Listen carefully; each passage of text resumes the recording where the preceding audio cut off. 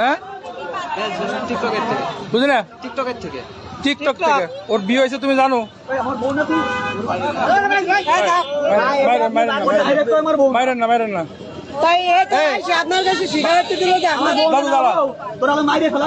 তোমার সাথে পরিচয় কিভাবে? টিকটক থেকে তুমি জানো না বিয়ে হয়েছে? হ্যাঁ এমন জানো, তারপরে তুমি ধরে রাখলা কিভাবে? আর হ্যাঁ সালতা কোন জায়গা বাড়ি?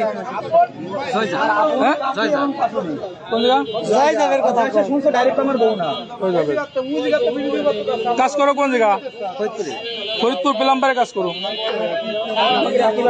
তুমি বিয়ে করো নাই? হ্যাঁ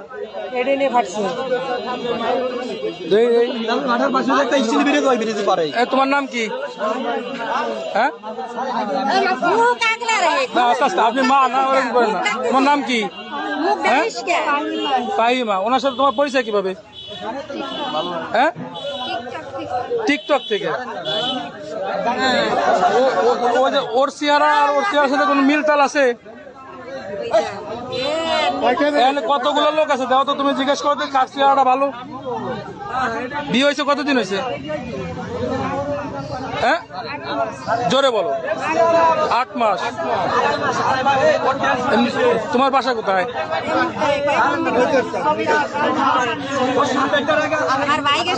বাসা কোথায়? ওই ছেলের বাড়ি কোথায়? স্বামীর বাড়ি কোথায়? হ্যাঁ নৈতেস্থান। তুমি এখন কোথা থেকে আসলা? নৈতেস্থান থেকে। তোমার ধরার পরে তুমি স্বামী অস্বীকার করছো? তাহলে আপনি এত চলে যান, আপনি এখান থেকে চলে যান। হ্যাঁ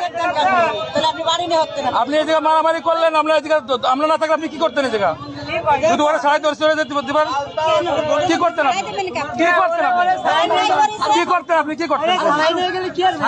তাহলে এখন নিয়ে যাওয়া পারে আপনার কত কইলে সমস্যা?